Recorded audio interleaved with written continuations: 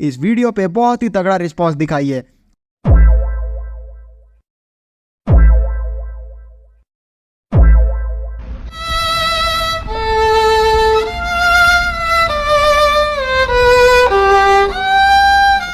हे friends, what's up. Once again chronic media की team आप सभी के लिए एक और नया ऑसम एनीमे लेके आ चुकी है। ये कहानी है एक लड़के की जो अपने पिता के कातिल से बदला लेना चाहता है, लेकिन ये सिर्फ बदले की बात नहीं है, बल्कि उसकी जिंदगी का सफर है जहाँ वो दोस्ती, दुश्मनी और जिंदगी के असली मतलब को समझता है। जंग, सपने और जीने की एक असली मकसद यहाँ देखने को उसे मिलती है। अगर आप लोगों को वॉर टाइप के एनिमेस और रिवेंज जॉनरा बहुत ही ज्यादा पसंद आता है तो ये एनीमे आप लोगों के लिए बनी है। तो प्लीज इस पे भर भर के रिस्पॉन्स दिखाइएगा। एनीमे के स्टार्टिंग में हम लोग एक आदमी को देखते हैं जिसका नाम थॉर्स होता है। कंफ्यूज मत होना, थॉर्स यहाँ पे लगा हुआ है, थॉर विद एस। और ये एक खाली मैदान में ऐसे ही बैठे हुए अपनी बीवी के बारे में सोच रहा होता है, लेकिन अचानक से इसे होश आता है तो इसे पता चलता है कि ये तो पूरे एक जंग के मैदान में है, जहाँ पे ये एक वाइकिंग्स के रूप में अपने सामने के दुश्मनों से लड़ रहा होता है। इसके जो साथी थे जिसका नाम था थॉरकिल, वो उसे जगाते हुए बोलता है कि आखिरकार तुम कहाँ खो गए थे, जिसपे थॉर्स बोलता है कि नहीं, अब मैं होश में आ चुका हूँ तो तुम टेंशन मत लो। इतना बोलने के साथ ही ये कत्लेआम मचा के रख देता है। एक एक करके ये बहुत ही शानदार तरीके से सबको मारे जा रहा होता है। लेकिन अफसोस की बात ये भी होती है कि सामने के पार्टी में जितने भी लोग मारे जा रहे थे उनका भी कोई ना कोई परिवार था, और इस चीज से भी थॉर्स को थोड़ा खराब लग रहा था, लेकिन उसे अपना फर्ज निभाना ही था एज एन वाइकिंग। इसी मारपीट में एक टाइम पे एक जो दुश्मन था वो सीधा हमला कर देता है थॉर्स के ऊपर, जिसकी वजह से उससे हाथापाई में वो दोनों ही समुद्र के अंदर गिर जाते हैं। इसी मौके का फायदा उठाते हुए जो थॉर्स था उस जंग से थोड़ा दूर आते हुए एक टापू में आ जाता है, और दूर हम लोग उस पूरे जंग को देखते हैं। फिर सीन डायरेक्टली थोड़ा फ्यूचर में आ जाता है, ईयर 1002 आइसलैंड में, जहाँ एक छोटे बच्चों को हम लोग फिशिंग करते हुए देखते हैं। फिशिंग करने के बाद वो अपने घर जाता है, जहाँ पे उसकी बहन हेल्गा भी मिलती है उसे। नेक्स्ट सीन में ये जो लड़का था जिसका नाम थॉरफिन है, वो अपने दोस्तों के साथ एक बूढ़े व्यक्ति के सामने बैठ के उसकी स्टोरी सुन रहा होता है, और वो बूढ़ा व्यक्ति अपने एडवेंचर के बारे में इन सभी को बता रहा होता है कि किस तरीके से ये लोग समुद्र के अंदर सेल किया करते थे। उसी एडवेंचर के दौरान इन्हें एक ऐसा टापू मिला जिसे विनलैंड कहा जाता है। वो पूरी तरीके से हमारे दुनिया से अलग ही था। वहाँ पेड़ पौधे थे, जानवर थे और बहुत सारी खूबसूरती। बच्चों को इस चीज से विश्वास ही नहीं होता है कि दुनिया में कोई ऐसी भी जगह हो सकती है, क्योंकि ये चारों तरफ से तो बर्फ से घिरे हुए हैं। इसलिए वो लोग कंफर्मेशन के लिए दोबारा पूछते हैं कि क्या वहाँ गर्मी थी, तो ये आदमी बताता है कि हाँ, वहाँ बहुत ही ज्यादा गर्मी थी। वहाँ के जो आम कबीले वाले थे वो हमारी लैंग्वेज जानते ही नहीं थे। इसी बातों के बीच हमारा जो स्टार्टिंग का कैरेक्टर था जिसका नाम थॉर्स था, उसे इस घर में आते हुए देखते हैं। इससे हमें पता चलता है कि ये घर उसी का है, और ये जो लड़का थॉरफिन है वो उसका बेटा ही है। फिर जो बूढ़ा व्यक्ति था जिसका नाम लीव था, जो कि इन्हें स्टोरी सुना रहा था, वो इन सभी से बोलता है कि तुम लोग को लगा कि मैं बहुत ही ज्यादा महान हूँ, ऐसी बहुत सारे जगह हमने देखे हुए हैं। लेकिन कुछ जो बच्चे थे वो उसकी बात विश्वास करने के लिए तैयार ही नहीं थे। आप तो नॉर्मल से नाव चालक हो, आप कोई वॉरियर नहीं हो, इसलिए मैं आपकी बातों पे बिल्कुल भी विश्वास नहीं करूंगा। लेकिन लीव बिल्कुल भी इनके बातों पे ध्यान नहीं देता है और बोलता है कि जैसा तुम चाहो वैसा सोच सकते हो। और थॉरफिन की तरफ देखते हुए बोलता है कि तुम्हें तो मुझ पे भरोसा है ना। लेकिन थॉरफिन बोलता है कि अगर डैड कहेंगे तो मैं आप पे भरोसा कर लूंगा। तो इसलिए जो लीव था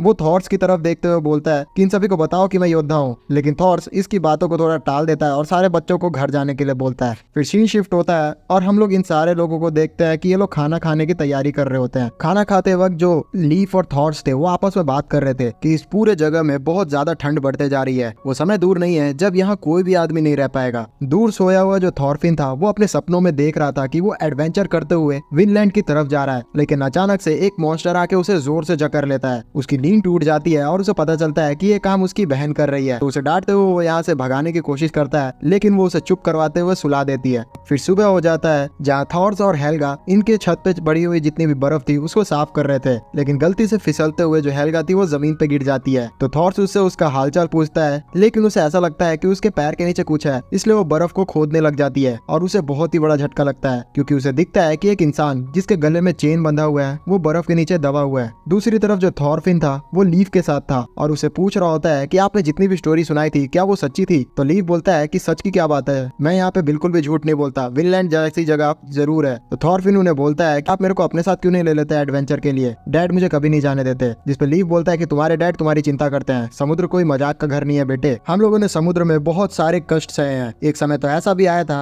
कि हमें अपने आप को जिंदा रखने के लिए बर्फ तक खाना पड़ा था। दरअसल अगर तुम्हें मैं बात बताऊं हमारे एंसेस्टर्स की, तो हम लोग फिनलैंड से बिलोंग करते हैं, लेकिन उस टाइम पे वो जगह बहुत ही ज्यादा हरी भरी हुआ करती थी। लेकिन अचानक से एक किंग वहाँ पे आया जिसने हम सभी के कबीलों को तोड़ के रख दिया और उसने हमें ऑप्शन दिया कि उसे अपना राजा मान ले या फिर यहाँ से भाग खड़े हो। तो फिर हमने यहाँ से भाग खड़ा होना ही सही समझा। स्टोरी को सुनकर जो थॉरफिन था वो बहुत ही ज्यादा गुस्सा हो जाता है और वो यकीन नहीं करता है कि उसके डैड जो कि एक महान योद्धा है वो कहीं जंग छोड़ के भाग सकते हैं। इसलिए वो लीफ को बहुत ही ज्यादा सुनाता है और यहाँ से अपने घर की तरफ चला जाता है, जहाँ पे वो देखता है कि उसके पापा और बहन और मम्मी एक इंसान को गर्माहट देते हुए जगाने की कोशिश कर रहे होते हैं, जो कि वही इंसान था जो कि उसकी बहन को बर्फ के अंदर मिला था। थोड़ी गर्माहट मिलने के बाद वो इंसान होश में आ जाता है और थॉर्स को पता था कि ये एक गुलाम है। होश में आते ही वो इंसान बोलता है कि मुझे ठंड लग रही है, लेकिन क्या तुम सच में मुझे हाल्फडान को सौंप दोगे। हाल्फडान का नाम जैसे ये लोग सुनते हैं तो शॉक्ड हो जाते हैं, क्योंकि हाल्फडान एक ऐसा इंसान है जो कि गुलामों को रखना बहुत ही पसंद करता है। इसके बोलने की देरी थी कि बाहर इनके गाँव में हाल्फडान आ जाता है, जो कि अनाउंस करते हुए बोलता है कि मेरा एक गुलाम यहाँ पे आया हुआ है, अगर किसी को भी वो दिखा है तो प्लीज मुझे सौंप दे। लेकिन इसी बातों में बहसा बहसी हो जाती है हाल्फडान के लोगों में और इस गांव के लोगों में, और थोड़ा बात हाथापाई पे उतरने वाला होता है। लेकिन किसी तरीके से लीफ उस मौके को संभालता है। अपने इंसान के इतने बुरे बर्ताव को देख के जो हाल्फडान था एक चेन का यूज करते हुए अपने इंसान का ही मुंह को छील देता है। इन सारे सीन को देख के जो थॉरफिन की बहन थी हेल्गा वो बुरी तरीके से डर जाती है और उसे डर लगने लगता है कि कहीं ये हाल्फडान उनके घर को थोड़ा नुकसान न पहुंचा दे। हाल्फडान बोलता है कि जो इंसान रूल को बिल्कुल बना माने मैं उसे बिल्कुल भी पसंद नहीं करता हूँ। दूसरी तरफ जो गुलाम था वो होश में तो आ गया था, लेकिन अब वो अपनी आखिरी सांसें गिन रहा था, क्योंकि ठंड लगने की वजह से वो बिल्कुल भी बचने नहीं वाला था। अपने आखिरी समय में वो एक सुंदर सी जगह पे देख रहा होता है अपने आप को। थॉर इस चीज को रियलाइज करता है और उसे बताने लगता है कि एक दूसरी जगह पे एक जगह है जिसका नाम है विनलैंड, वहाँ पे जिंदगी बहुत ही ज्यादा सुहानी है, और उसे ये सारी स्टोरी सुना के अच्छा फील करवाने लगता है। उतनी देर में जो हाल्फडान था वो अंदर आ जाता है और वो बोलता है थॉर्स को कि मुझे माफ करना थॉर्स, लेकिन ये जो गुलाम है वो मेरा है। जिसपे पीछे से हेल्गा आते हुए बोलती है कि हमें आप माफ करिएगा, हमने बिल्कुल भी इसे भगाने की कोशिश नहीं किया, हमने तो बस इसे बचा के रखा हुआ है। जिसपे थॉर्स खड़ा होता है और वो पूछता है हाल्फडान से कि आखिरकार तुमने इसकी कितनी कीमत दी थी। जिसपे हाल्फडान बताता है कि मैं इसे बेच नहीं सकता, मैं इसे एक एग्जाम्पल की तरह दिखाऊंगा सारे गुलामों के सामने। लेकिन फिर भी थॉर्स इंसिस्ट करता है, लेकिन फिर भी ये हाल्फडान नहीं मानता है। तब लास्ट में 8 वेरे में ये डील पक्की हो जाती है और हाल्फडान ये बोलते हुए चला जाता है कि एक अधमरे इंसान को तुम 8 वेरे देके रख सकते हो। इन सारे चीजों को सोच के जो हेल्गा थी वो बहुत ही ज्यादा गुस्सा थी, क्योंकि उन्होंने 8 फेरे चुकाए थे उस इंसान के लिए, लेकिन कुछ समय बाद वो मारा गया। तो थॉरफिन अपने फादर के पास जाके पूछता है कि फादर क्या हमारे पूर्वज यहाँ भाग के आए थे। तो उसके फादर बताते हैं कि जी हाँ। सीन शिफ्ट होता है और हमें काफी समय पहले के वाइकिंग्स को दिखाया जाता है, जो कि शायद से फिनलैंड में रह रहे होते हैं। अचानक से ही उनके ऊपर बहुत सारे जो सोल्जर्स थे वो हमला कर देते हैं। उन सोल्जर्स का जो आर्मी जनरल था वो अपने सोल्जर्स को ऑर्डर देता है कि हमें किंग की तरफ से बोला गया है कि कोई भी बच्चे हो या फिर औरतें किसी को भी नहीं छोड़ना है, सबको जान से मार दो। फिर सीन प्रेजेंट डे पे आता है, जहाँ थॉरफिन अपने दोस्तों के साथ तलवारबाजी करते हुए हार चुका होता है। फिर उसे पता चलता है कि जो लीफ है वो अपनी एडवेंचर करने के लिए कहीं जा रहा है, तो उसके पास जाके पूछने लगता है कि आखिरकार वो कहाँ जा रहा है। तो लीफ बताता है कि क्रिसमस से पहले उसे व्यापार करने के लिए बहुत सारे वाइन्स को लेके आना है। तब थॉरफिन उसे जिद करने लगता है कि उसे भी लेके जाए, लेकिन लीफ उसे मना कर देता है। तब थॉरफिन उसे बोलता है कि उसके डैड को मीट्स बहुत पसंद है, तो तुम मीट लेके आ सकोगे तो और अच्छा रहेगा। लेकिन लीफ बोलता है कि नहीं, उसे तो बस वाइन लेके ही आना है। तभी उतने में लीफ रियलाइज करता है कि सामने से बहुत ही बड़ी शिप आ रही है, तो थॉरफिन को बोलता है कि वो अपने डैड को इसके बारे में बता दे। तो थॉरफिन तेजी से जाते हुए थॉर्स को इसके बारे में बताता है। तब थॉर्स यहाँ आता है और उन सभी को देखते हुए बोलता है कि योंग के योद्धाओं, मैं अब यहाँ पे हूँ। उसे इस तरीके से बोलते हुए देख के जितने भी सोल्जर्स वहाँ उस शिप पे आए थे बड़े सी, वो उसके सामने सर झुका लेते हैं, और ये देख के अगल बगल के जितने भी विलेज वासी थे वो भी शॉक थे। फिर थॉर उनसे बोलता है कि आखिरकार फ्लोकी तुम्हारे यहाँ पे आने का क्या मीनिंग है। तब उनमें से जो एक आदमी था जिसका नाम फ्लोकी था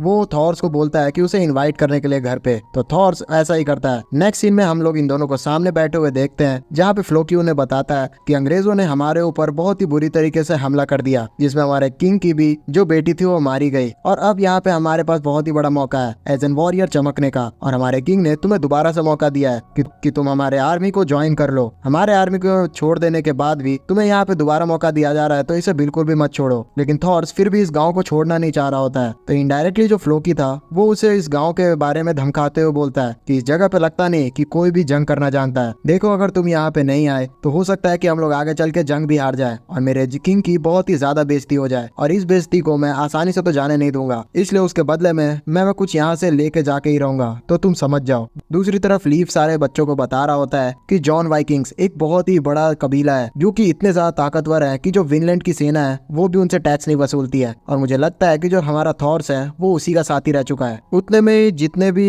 फ्लोकी के साथी थे यानी कि वो सोल्जर्स जब भी ये लोगों से टकरा रहे होते हैं तो बहुत ही ज्यादा अजीब सा मुंह बना रहे होते हैं, और लोगों को भी ये अजीब लगता है क्योंकि उन्होंने आज तक किसी भी रियल सोल्जर को नहीं देखा होता है। फिर जो फ्लोकी था वो अपने बात खत्म करने के बाद अपने नाव पे चढ़ने लगता है, जहाँ पे वो अनाउंस करता है इन सारे गाँव वालों को कि हमारा जो जनरल है थॉर्स वो हमें फिर से ज्वाइन करने वाला है हमारी जंग में, और मैं दोबारा से बड़ी सी शिप लेके उसे लेने के लिए आऊंगा, तो जो कोई भी उसके साथ आना चाहता है उसका वेलकम कर दूंगा। और ये बोल के वो यहाँ से चले जाता है।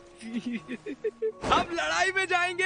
थॉर्स इन सारी चीजों को जान के बहुत ही उदास होता है और वो मुंडी नीचे करते हुए सीधा घर की तरफ चले जाता है। जितने भी गांव वाले थे वो तो एक्साइटेड थे इस बात से, लेकिन थॉर्स बिल्कुल भी नहीं एक्साइटेड था। नेक्स्ट सीन में लीफ थॉर्स से बोल रहा होता है कि मुझे पता है कि तुम बिल्कुल भी इस जंग में नहीं जाना चाहते थे, जिसपे थॉर्स बोलता है कि मैंने ना जाने में इस गाँव वालों को भी इसमें घसीट लिया है, मैं तो बस यहाँ शांति से जिंदगी बिताना चाहता था। दूसरी तरफ जितने भी बच्चे थे यानी कि थोड़े यंग लोग बहुत ही एक्साइटेड थे जंग में जाने के लिए, और जितने भी छोटे बच्चे थे वो थॉरफिन के साथ अपनी ट्रेनिंग कर रहे होते हैं, जहाँ पे थॉरफिन उन्हें बहुत ही बुरी तरीके से मारता है। और थॉर्स को जब ये चीज पता चलता है तो वो उनके फादर से माफी मांगने लगता है, जिससे उसके फादर बोलते हैं कि कोई बात नहीं, तुम्हारा जो बच्चा है वो इतने छोटी उम्र में भी अपने उम्र से बड़े बच्चों को इतना चोट पहुंचा दे रहा है, पक्का वो बहुत ही ताकतवर होगा। लेकिन फिर भी जो थॉरफिन था वो बिल्कुल भी सेटिस्फाइड नहीं था, क्योंकि वो बड़े बच्चों को उस जंग में जाते हुए देख रहा होता है और उसे भी उस जंग में जाना था, लेकिन वो अपनी खिलौने वाली तलवार से इस जंग में शामिल नहीं हो सकता था, इसलिए वो घर में जाते हुए एक असली हथियार को खोजने लगता है। उसी समय उसकी बहन वहां आ जाती है जो उसे बोलती है कि तुम जितना भी ट्राई कर लो, यहाँ पे तुम कोई हमारे फादर की तरह सोल्जर नहीं बन सकते हो। उतने में ही खोजबीन करते हुए थॉरफिन को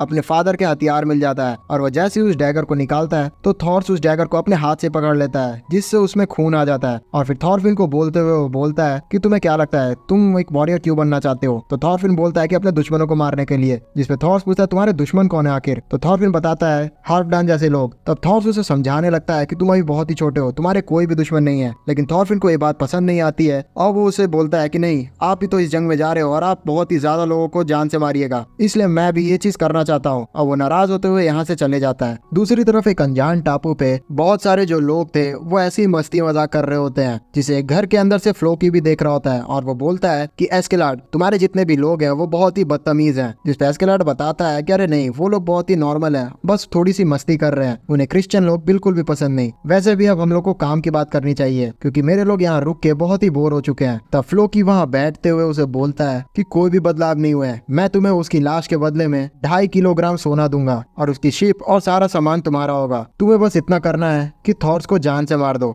जिसपे एस्केलार्ड बोलता है कि द ट्रोल ऑफ जॉम थॉर्स, मैंने उसके बारे में बहुत कुछ सुना है, क्या तुम्हें उसे मारना सही लग रहा है? जिसपे फ्लोकी बोलता है कि उसने हमारे आर्मी का बहुत ही कीमती कानून तोड़ा है और 15 साल पहले उसे मारने का एक नोटिस जाहिर हो गया था। जिसपे एस्केलार्ड बोलता है कि अरे यार 15 साल यहाँ पे बीत चुके हैं, तुम अभी तक उसे भूल नहीं सकते? जिसपे फ्लोकी अजीब सा मुंह बनाता है। तो एस्केलार्ड बात चेंज करते हुए बोलता है कि अरे नहीं, ऐसा कोई बात नहीं कि मैं उसे मार नहीं सकता, लेकिन फिर भी तुम एक अपने आदमी को मारना चाहते हो तो तुम्हें यह काम खुद करना चाहिए। वैसे अगर तुम मुझे 5 पाउंड सोना एडवांस में दे दोगे तो मैं ये तुम्हारा काम कर दूंगा। जिसपे फ्लोकी उसे बोलता है कि तुम मुझे सच में बहुत ही ज्यादा कमजोर समझ रहे हो। ये बोलने की देरी थी कि इनके बाहर से एक भाला तेजी से आके इनके सामने गड़ जाता है, जिसे दीवार में तगड़ा छेद होता है, और ये किया होता है बाहर खड़े एक आदमी ने जिसका नाम बजॉर्न होता है, और वो माफी मांग रहा होता है कि गलती से एक भाला फेंका गया, और ये साथ ही होता है एस्केलेट का। फिर एस्केलेट बाहर निकलते हुए फ्लोकी को बोलता है कि तुम जैसी एडवांस 5 पाउंड सोना मेरे अकाउंट में डाल दोगे तब मैं तुम्हारा काम कर दूंगा। वैसे ये जो थॉर्स है वो किस तरीके का वॉरियर है? जिस जिसपे फ्लोकी बोलता है कि ये थॉर्स अब कोई भी वॉरियर नहीं बचा, इसके अंदर वो भूख ही खत्म हो चुकी है। बाहर जाते हुए एस्केलेड अपने साथी बेजॉर्न को बोलता है कि तुमने सच में बहुत ही अच्छा भाला फेंका था। जो फ्लोकी था वो भी हैरान रह गया था। अंदर फ्लोकी उस भाला के पीछे का जो कपड़ा रहता है वो जैसे ही हटाता है तो वो और भी हैरान हो जाता है, क्योंकि उसके पीछे उसका साथी था जिसे बेजॉर्न ने अपने भाले से मार दिया था। फिर शीन आ जाता है उसी आइसलैंड में जहाँ पे थॉर्स के सारे जितने भी लोग थे वो जंग में जाने के लिए तैयार हो जाते हैं, और एक लड़की एक लड़के को अलविदा कह रही होती है और उसकी थोड़ी चिंता कर रही होती है क्योंकि वो भी जंग में जा रहा होता है। जिसपे लीफ उसे बोलता है कि तुम चिंता मत करो, मैं तुम्हें एक सीक्रेट की बात बताता हूँ। रास्ते में ही जो फिनलैंड है वहाँ पे थॉर्स इन सभी को छोड़ देगा, जहाँ हम लोग नॉर्मल सा ट्रेड करेंगे। वहाँ के किंग से मेरी अच्छी पहचान है। दरअसल इन सभी को बेवकूफ बना के जो थॉर्स है वो अकेले जंग में जाने वाला होता है, और इस चीज को जानने के बाद वो लड़की थोड़ी खुश होती है। फिर उसे चिंता भी होती है कि जो थॉर्स है वो अपने ऊपर ही सारा रिस्क ले रहा है। जो थॉर्स था वो भी इस जगह आ चुका होता है निकलने के लिए, और वो थॉरफिन को खोज रहा होता है, लेकिन थॉरफिन कहीं भी नहीं दिख रहा होता है। लास्ट में ऐसे ही अपना हिम्मत हारते हुए थॉर बिना थॉरफिन से मिले हुए यहाँ से जाने लग जाता है। और शिप की खास बात यह थी कि थॉर्स के दूसरी तरफ 5 लोग एक साथ चप्पू चला रहे थे और थॉर अकेला उनके बराबर चप्पू चला रहा होता है। थॉर्स की बीवी बोलती है कि मुझे लगा नहीं था कि थॉरफिन इतनी ज्यादा रात के बाद से बुरा मान जाएगा कि वो तुमसे मिलने तक नहीं आएगा, लेकिन थॉर्स अपनी बीवी को इशारों में बोलता है कि अगर वो आए तो प्लीज उसे मेरी बात कह देना। जिस पे उसकी बीवी बोलती है कि तुम चिंता मत करो, मैं उसे ये बात बता दूंगी। फिर काफी समय बीतने के बाद जितने भी आदमी थे चप्पू चलाने वाले वो हार मान चुके होते हैं क्योंकि उनके हाथ छिन चुके होते हैं। तब थॉर्स उन्हें बोलता है कि चिंता मत करो, अब हम लोग ऐसे पोजीशन पे आ गए हैं कि नॉर्मली हमारे पतवार चलाने की जरूरत नहीं पड़ेगी, हवा से ही हमारी बोट आगे बढ़ते जाएगी। तभी थॉर्स को आवाज सुनाई देती है कि इसका मतलब है कि हम लोग अब वापस नहीं जा सकते डैड। तो थॉर्स बोलता है कि हाँ बेटा, हम लोग नहीं जा सकते। इतना सुनने के बाद जो थॉरफिन था जो कि एक ड्राम में छुपा हुआ था वो बाहर निकल आता है। इसका मतलब इतने देर से थॉरफिन चुपचाप इस शिप में छुपा हुआ था। फिर पास्ट का सीन दिखाया जाता है थॉर्स का, जब उसकी पहली बेटी जन्म ली थी, और उस समय जो थॉर्स था वो एक आर्मी जनरल हुआ करता था, इसलिए उसे बिल्कुल भी बच्चों से प्यार नहीं था। इतना तक कि वो अपनी बेटी से ज्यादा देर तक मिला भी नहीं और उसका नाम भी नहीं रख रहा था, जिसपे उसकी बीवी पहली बार उस पर बहुत ही ज्यादा गुस्सा हुई थी। तब थॉर्स अपनी माँ का नाम उसके ऊपर रख देता है, यानी कि येल्गा। फिर ये सारे लोग थोड़ा समय बीतने के बाद शिप चलाते हुए एक ऐसी जगह पहुंच जाते हैं जो आइसलैंड और फिनलैंड के बीच में पड़ती है। इस टापू पे आते हुए लीफ इन सभी को बोलता है कि इस टापू पे रुकते हुए हम लोग थोड़ा ट्रेड भी कर सकते हैं, तो तुम लोग आराम से आराम भी कर सकते हो। लेकिन पता नहीं क्यों थॉर्स और लीफ को थोड़ा कुछ अजीब लगता है इस टापू पे, तो वो लोग वापस जाने के लिए करते हैं अपने शिप को। लेकिन उतने में ही इनके ऊपर से कुछ जो पायरेट्स थे जो कि आस्केलेड के आदमी थे वो इनका रास्ता रोकने के लिए बहुत सारे मलबा गिरा देते हैं पानी में, जिसकी वजह से लोग फंस जाते हैं और ऊपर से तीर कमान से इन सभी को ऊपर टारगेट ले लिया जाता है। सारे जितने भी बच्चे इनके साथ थे वो सोचने लगते हैं कि हम पे हमला हो गया है, ये नॉर्मल पायरेट्स तो नहीं हो सकते, लेकिन फिर भी ये बहुत ही कम है तो हम इन्हें हरा देंगे। जिसपे थॉर्स बोलता है कि नहीं, ये कोई अनट्रेंड पायरेट्स नहीं है, तुम लोग इन्हें बिल्कुल भी नहीं हरा सकते। और वो अपना सारा हथियार को निकालने लग जाता है। उसमें से वो डैगर निकालता है जो कि कल रात थॉरफिन उठाया होता है, और उसे देते हुए वो बोलता है कि इसे सिर्फ अपने रक्षा करने के लिए यूज करना। फिर बिजॉन को हमें दिखाया जाता है जहाँ वो एक मशरूम को खा रहा होता है, जिसे खाने के बाद वो आस्केलेड से पूछता है कि क्या मैं इन्हें ठिकाने लगा सकता हूँ, क्योंकि मुझे मजा नहीं आएगा अगर हम लोग सब मिलके उसके ऊपर हमला करें। मैं देखना चाहता हूँ कि कितना ताकतवर है द ट्रोल ऑफ जॉन। तभी उनकी शिप के ऊपर जो थॉर्स था वो अकेले आ जाता है, और सारे लोग जैसे ही उसके ऊपर हमला करते हैं तो थॉर्स अपने मुक्के से ही उन सभी को सुला दे रहा होता है, जिसे एक्चुअली में एस्केलेड देख के बहुत ही ज्यादा खुश होता है। यही है ताकत असली ट्रोल ऑफ जॉन की। अपने साथियों को इतना मार खाते हुए देखकर जो बेजॉन था वो बहुत ही ज्यादा एकदम पागल हो जाता है, और उसके ऊपर जो मशरूम उसने खाया था वो भी असर करने लगता है, और वो अपने ही साथियों को और भी ज्यादा मारते हुए थॉर्स की तरफ बढ़ जाता है। और वो जैसे ही हमला करता है थॉर्स के ऊपर, थॉर्स को कुछ भी फर्क नहीं पड़ता है, वो एक ही पंच में उसे भी सुला देता है और चुपचाप यहाँ से जाने लगता है। लेकिन पीछे जो बेजॉन था वो दोबारा उठ जाता है उसे लड़ने के लिए। दूसरी तरफ आस्केलेड के जितने भी साथी थे वो थॉर्स के शिप के ऊपर हमला कर दिए थे, और वो उनके ऊपर डायरेक्टली लूट मार करने के लिए चढ़ने ही वाले थे। लेकिन उतने में ही जो वो चप्पू फंसाए हुए थे उन दोनों शिप्स के ऊपर, वहां पे बेजॉन आके गिरता है, जो कि थॉर ने एक ही पंच में उसे सुला दिया था। और फिर थॉर भी उनके सामने आ जाता है और उन सभी डाकुओं को बोलता है कि मैं तुम सभी को बता दूं कि तुमने अभी अपने 50% से ज्यादा साथियों को खो दिया है, तो तुम लोग यहाँ पे रह के बिल्कुल भी सही नहीं कर रहे हो। मैं तुम्हें सलाह दूंगा कि तुम लोग चुपचाप यहाँ से चले जाओ। तभी उसका ध्यान आस्केलेड पे जाता है और वो उसे बोलता है शायद तुम ही इनके सरदार हो, तो मैं तुम्हें डुएल के लिए चैलेंज करना चाहता हूँ। अगर तुम जीत गए तो जो चाहे करना, अगर मैं जीता तो तो तुम लौट जाओगे। सोच लो, अगर तुमने मना किया तो तुम अपनी पूरी सेना खो सकते हो। इतने ज्यादा प्रोवोकेशन के बाद जो आस्किलेड था वो भी इस डुअल को एक्सेप्ट कर लेता है और डुअल इन दोनों के बीच में स्टार्ट होने वाली होती है। जहाँ पे डुअल के स्टार्ट होते ही थॉर्स उससे पूछता है कि क्या तुम्हारे कोई बीवी बच्चे हैं, जहाँ आस्किलेड बोलता है कि नहीं, तुम लोग को थोड़ा बहुत दिमाग चल गया होगा, स्टार्टिंग में ही थोड़ा इसके प्रति एक रेफरेंस दिया हुआ था। तो प्लीज कमेंट सेक्शन में बताना कि यहाँ पे आखिरकार थॉर्स ने ये सवाल क्यों पूछा। डुअल का स्टार्ट होते ही जो आस्किलेड था वो अपनी चालाकी का इस्तेमाल करते हुए पतवार की रस्सी तोड़ देता है, जिसकी वजह से सीधा उनके बीच में एक बड़ा सा लकड़ी आके गिरता है। उसी से माइंड डाइवर्ट करते हुए वो थॉर्स के ऊपर एक कट लगा देता है, लेकिन सही समय पे थॉर्स अपनी जगह से हट जाता है, इसलिए उसे ज्यादा चोट नहीं लगती है। और फिर थॉर्स उसे बोलता है, आस्किलेड माफ करना, मैं तुम पे नरमी नहीं बरतूंगा, और ये बोल के लगातार उसके ऊपर हमला करने लग जाता है। थॉर्स इतना ज्यादा हावी हो चुका होता है आस्किलेड के ऊपर कि उसका तलवार तक टूटने लग गया होता है, और आस्किलेड बोलता है कि ये मेरे ऊपर नहीं, ये मेरी तलवार के ऊपर जा रहा है और ये थोड़ी देर में ही मेरी तलवार को पूरी तरीके से तोड़ देगा। तभी आस्किलेड थॉर्स की तलवार की तरफ देखता है, जो कि भी बहुत ही ज्यादा बुरी हालत में थी। इसका फायदा उठाते हुए आस्किलेड एक छोटा सा अटैक उसकी तलवार के ऊपर करता है, जिससे थॉर्स की तलवार टूट जाती है। और इस मौके का फायदा उठाते हुए आस्किलेड डायरेक्टली अटैक कर देता है थॉर्स के ऊपर, लेकिन थॉर्स अपना दिमाग चलाते हुए उसकी कोहनी के ऊपर एक पंच मार देता है, जिससे आस्किलेड की तलवार उसके हाथ से छूट जाती है और वो थॉर कैच कर लेता है और फिर सीधा उस तलवार को आस्किलेड की गर्दन पे रख देता है। इसी लड़ाई के बीच में थॉर्स ने ये भी पूछ लिया था आस्किलेड से कि कहीं फ्लोकी ने तो तुम्हें यहाँ पे मुझे मारने नहीं भेजा है, तो आस्किलेड ने उसे बता भी दिया था कि हाँ यही रीजन है। अब क्योंकि बहुत ही इजीली थॉर्स ने यहाँ पे आस्किलेड को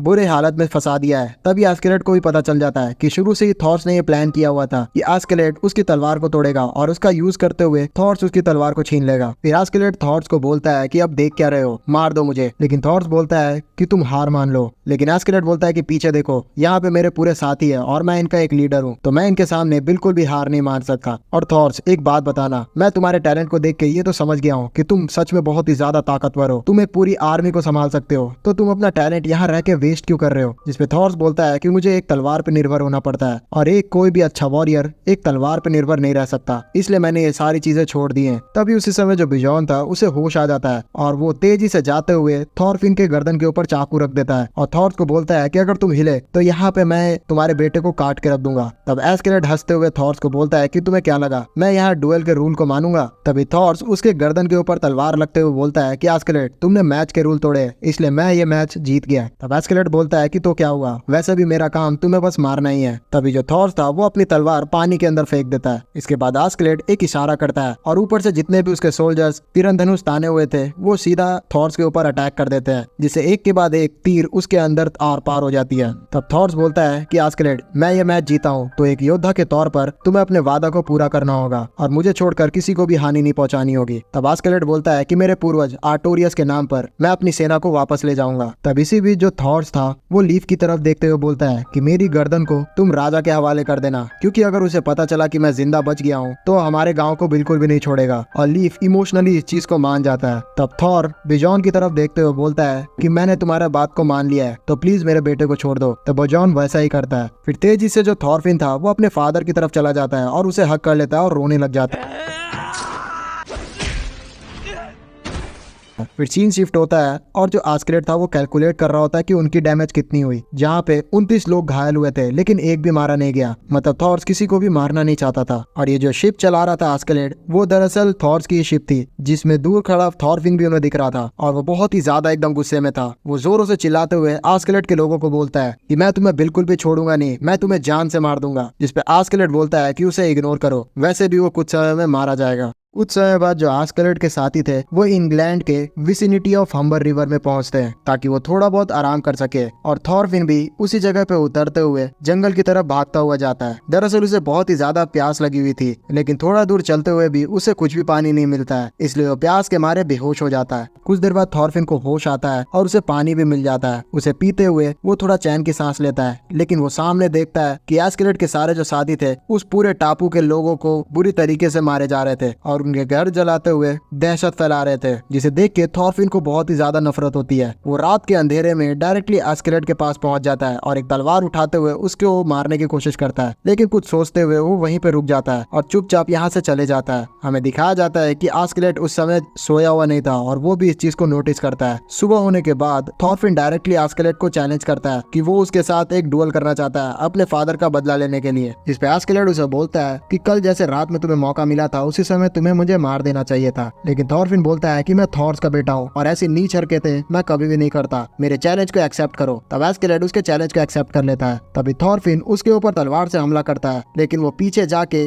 अपने तलवार को ही फंसा लेता है और निकाल नहीं पा रहा होता है। तब एस्केलेड एक ही लात में उसे सुला देता है, जहाँ इनकी जंग खत्म हो जाती है। फिर कुछ देर बाद जो थॉरफिन था वो भूख के मारे तड़प रहा होता है और वो एस्केलेड के साथियों के सामने उन्हें खाते हुए देखता है। तब उसके साथी बोलते हैं कि खुद पे इतना जोर मत दो और उसकी तरफ एक खाई हुई हड्डी फेंक देते हैं, जिसे देख के थॉरफिन वहां से भाग जाता है। फिर हमें आइसलैंड का सीन दिखाया जाता है, जहाँ पे लीफ और सारे साथी पहुंच चुके होते हैं और थॉर्स के घर पे इंफॉर्मेशन देते हैं कि थॉर्स अब नहीं रहा। लेकिन उसकी बेटी येलगार बिल्कुल भी रिएक्ट नहीं करती है और अपने day to day task complete करने लग जाती है। लेकिन एक समय उसका भी बुरी तरीके से रोना निकल जाता है। वो अपने आप को इमोशनलेस बना ली थी, लेकिन वो भी अपने इमोशंस को कंट्रोल नहीं कर पाती है। फिर सीन दोबारा से थॉरफिन पर आती है, जो कि तलवार पकड़ के ऐसे ही जंगल में बैठा हुआ रहता है। तब उसी समय बिजॉन आता है और वो उससे पूछता है कि तुम्हें तलवार चलानी आ गई। तब थॉरफिन बोलता है ये तुम्हारी गलती है, तुमने एक बच्चे को ढाल की तरह यूज किया, वरना तुम मेरे फादर को बिल्कुल भी नहीं मार पाते। तब बिजॉन बोलता है तुम्हारे फादर सच में बहुत ही ज्यादा ताकतवर थे, लेकिन तुम एकदम कमजोर हो। फिर रात हो जाती है और थॉरफिन आग के सामने बैठा हुआ रहता है। तभी एक वुल्फ उसके सामने आ जाता है, जिसे देख के थॉरफिन थोड़ा डर जाता है, लेकिन हिम्मत करते हुए वो उस वुल्फ के ऊपर हमला कर देता है और थोड़ा मेहनत करते हुए उस वुल्फ को मार देता है, जिसके बाद उसको खाने का भी जुगाड़ हो जाता है और उसके अंदर स्ट्रेंथ भी आ जाती है। ऐसे ही फिर डे टू डे जो थॉरफिन था उसका कॉन्फिडेंस बढ़ते जा रहा होता है। वो शिकार करता है अपने खाने के लिए और बहुत सारी ट्रेनिंग भी करता है, लेकिन वो एक खरगोश को डेली मार नहीं पा रहा होता है, जिसके लिए वो हर बार ट्रेनिंग कर रहा होता है। और इस चीज को मारने के लिए वो अपने खंजर को फेंकने की भी कोशिश करता है, जिसमें वो एक नई ट्रिक को सीख जाता है, दूर से खंजर फेंकना। और फाइनली वो उस खरगोश को भी मार पाता है, जिसे मारने के बाद वो सच में बहुत ही ज्यादा खुश होता है। फिर काफी समय बीत जाने के बाद जो एस्केलेड के साथी थे वो इस टापू से जाने के लिए तैयार होते हैं। तभी जो थॉरफिन था वो फिर से एस्केलेड के पास आता है और उसे बोलता है कि एस्केलेड, मैं थॉरफिन सन ऑफ थॉर्स ओडिन का कसम खाते हुए तुम्हें चैलेंज करता हूँ एक डुएल के लिए। तब एस्केलेड उसकी रिस्पेक्ट रखते हुए उसके चैलेंज को एक्सेप्ट करता है कि मैं एस्केलेड सन ऑफ ओलाफ तुम्हारे चैलेंज को एक्सेप्ट करता हूँ। फिर इन दोनों का मैच शुरू होता है, जहाँ पे स्टार्टिंग से ही जो एस्केलेड था वो बहुत बुरी तरीके से थॉरफिन को मार रहा होता है। इतना ज्यादा बुरा हालत हो जाता है थॉरफिन का कि बिजॉन को भी दया आ जाती है और वो बोलता है कि एस्केलेड अब बस बहुत हुआ। इस पे एस्केलेड उसे बोलता है बिजॉन अब क्या हुआ, तुम तो स्टार्टिंग से मारना चाह रहे थे ना। लेकिन थॉरफिन यहाँ पे देखता है कि जो एस्केलेड है उसका ध्यान भटका हुआ है, इसलिए अपने खंजर फेंकने की टेक्निक को यूज करता है और सीधा एस्केलेड की तरफ खंजर फेंक देता है। लेकिन सही समय पे एस्केलेड उसको डाइवर्ट कर देता है और वो बोलता है थॉरफिन को कि अब मैच यहाँ पे खत्म हुआ, वैसे भी मुझे बच्चों को मारने का शौक नहीं है। और ये बोलते हुए चला जाता है कि तुम जंग में जब कुछ हासिल कर लोगे तब मैं तुम्हारे चैलेंज को एक्सेप्ट करूंगा, आखिर तुम भी एक वाइकिंग ही हो ना। इस बात को सुनने के बाद जो थॉरफिन था उसके अंदर एक नया टारगेट आ जाता है और उसे जीने का एक अलग मकसद मिल जाता है। वो अपने आप को इतना ज्यादा ट्रेन करना चाह रहा होता है कि वो एक बहुत ही बड़ा वॉरियर बन पाए अपने फादर की तरह और उनका बदला ले पाए एस्केलेड से।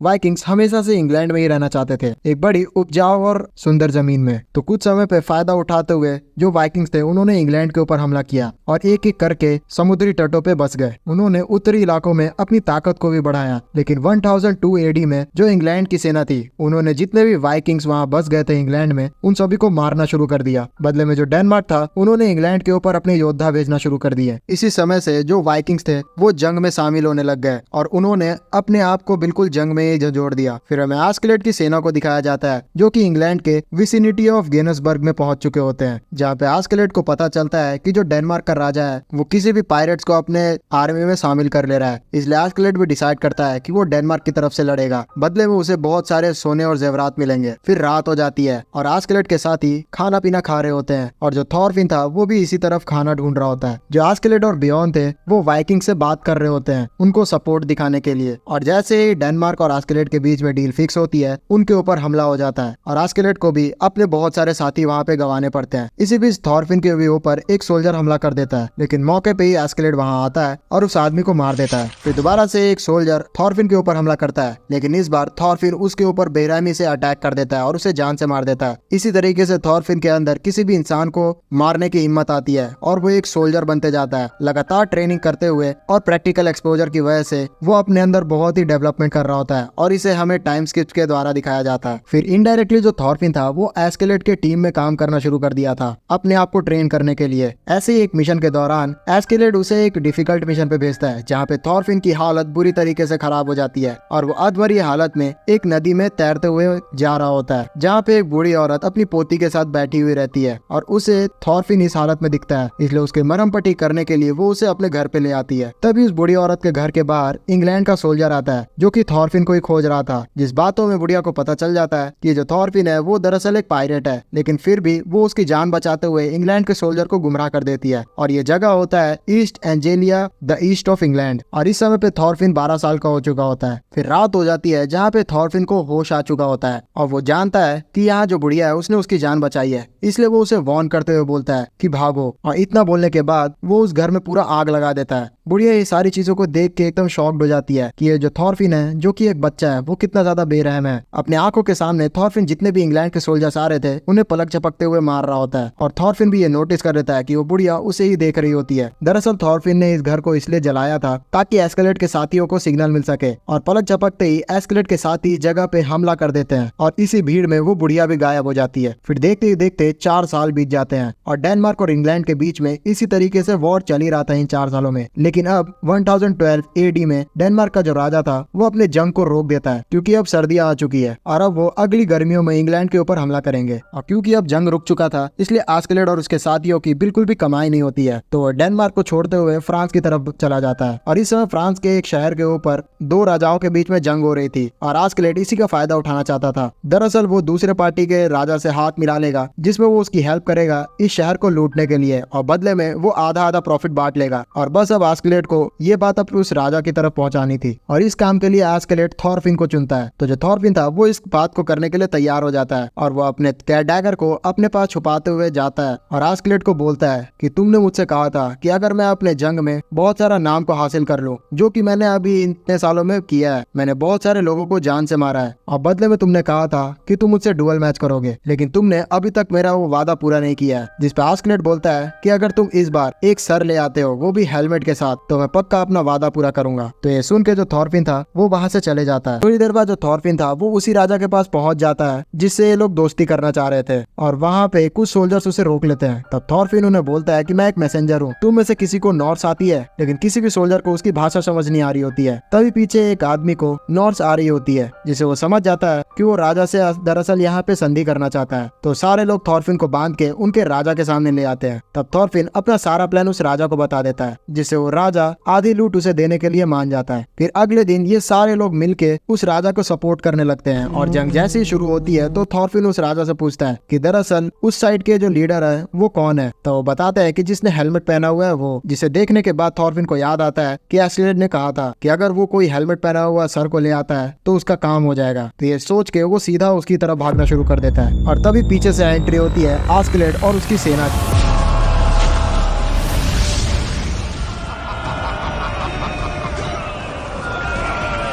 जो कि इतना ज्यादा शानदार तरीके से एंट्री करते हैं कि इनके साथी वाला जो राजा था उसकी भी फट के 4 हो जाती है। दरअसल ये सारे लोग अपने साथियों के बल का यूज करते हुए अपने नाव को भी कंधे पे उठा के इस जगह पे पहुंच जाते हैं और एस्केलेड उस नाव पे बैठा हुआ रहता है और जाबाज की तरह एकदम इन सभी को ललकार रहा होता है। और ये नाव इस जगह इसलिए लाई गई थी क्योंकि किले के चारों तरफ पानी का एक मोट बनाया हुआ था और इस नाव को डायरेक्टली उस मोट पे ही पटक दिया जाता है। जो थॉरफिन था वो जाबाजी करते हुए सीधा अपने खंजर से उस किले की दीवार पे चढ़ना शुरू कर देता है। फिर जो एस्केलेड था अपने साथियों का यूज करते हुए उस नाव से बढ़ना शुरू कर देता है। डायरेक्टली ये लोग जा नहीं सकते थे उस जगह पे, इसलिए इन्होंने नाव का यूज किया था। लेकिन आधे रास्ते पे इनके ऊपर लगातार क्रॉसबो से हमला होना शुरू हो जाता है और इनके साथी मरना शुरू हो जाते हैं। लेकिन सही समय पे इनके ऊपर अटैक रुक जाता है और ये किया होता है थॉरफिन ने। वो पहुंच चुका होता है उन्हीं सोल्जर्स के पास जो कि क्रॉसबो अटैक कर रहे थे।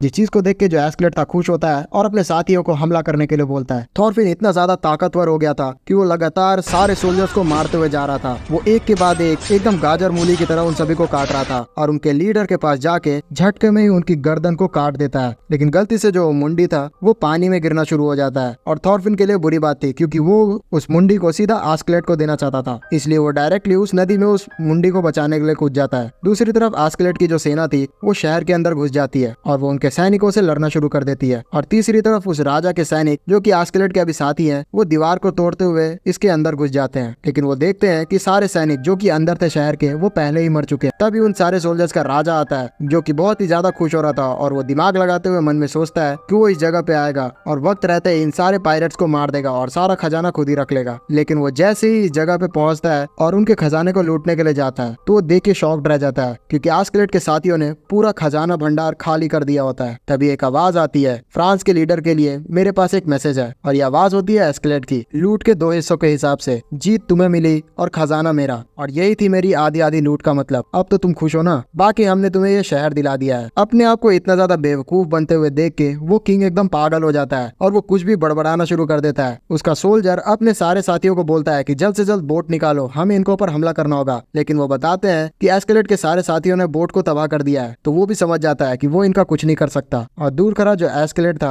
वो इनके सारे तड़पने को एंजॉय कर रहा होता है और वो बोलता है कि कुछ भी बोलते रहो, वैसे भी मुझे फ्रेंच नहीं आती। उतने में जो थॉरफिन था वो वहां पे पहुंच जाता है और वो उसके साथ उस लीडर का सिर भी लेके आया था और वो आते ही डायरेक्टली आस्कलेड को चैलेंज कर देता है, जिसके लिए जो आस्कलेड था वो तैयार हो जाता है। लेकिन इनका जंग शुरू ही होता कि उतने में इनके ऊपर हमला हो जाता है, इसलिए इन सभी को थोड़ी देर के लिए अपने डुअल को पोस्टपोन करके यहाँ से भागना पड़ता है। इसी के साथ ये सारे लोग फ्रांस की उस जगह को लूट के सारा खजाना लेके भाग जाते हैं। कुछ समय बाद जितने भी आस्कलेड के साथी थे वो एक और नए टापू में पहुंच जाते हैं अपने लूट के बाद एंजॉय करने के लिए। उस जगह पे पहुंचने के बाद वहां के जितने भी लोकल लोग थे उन सभी को देख के बहुत ही ज्यादा एक्साइटेड हो जाते हैं। कुछ लोग तो आस्कलेड के टीम में भी ज्वाइन करने के लिए तैयार होते हैं। उतने में जो थॉरफिन था वो वहां से निकलता है और एक आदमी से टकराते हुए आगे निकल जाता है, जिसपे वो आदमी गुस्सा होते हुए थॉरफिन को ललकारता है। लेकिन थॉरफिन जैसे ही पलट के देखता है तो उस आदमी की फट जाती है। दूसरी तरफ जो आस्कलेड था वो इस पूरे टापू का जो लॉर्ड था उससे बात कर रहा होता है, जिसमें जो लॉर्ड था उसे बताता है कि इस जगह पे तुम जितना दिन रहोगे उसका बहुत सारा खर्चा आने वाला है। जिस पे आस्कलेड बताता है कि अभी हमारे पास बहुत पैसा है तो तुम चिंता मत करो, मेरे को बस एक बियर पिलाओ। तो जो लॉर्ड था वो अपनी स्लेव को बोलता है कि जाओ इसके लिए बियर लेके आओ। लेकिन उसकी स्लेव बहुत ही स्लो उसकी बात मान रही होती है, जिसपे वो डांट के उसे दोबारा भेजता है। आस्कलेड को उसके ध्यान उसकी स्लेव पे जाता है तो उसके बारे में पूछता है, जिसपे लॉर्ड बताता है कि ये भी एक नॉर्वे के लॉर्ड की बेटी थी। एक जंग के दौरान इसका जो परिवार था वो तबाह हो गया। ये सच में बहुत ही ज्यादा महंगी मिली है, लेकिन ये बहुत ही स्लो काम किया करती है। आस्कलेड इस चीज को सुन के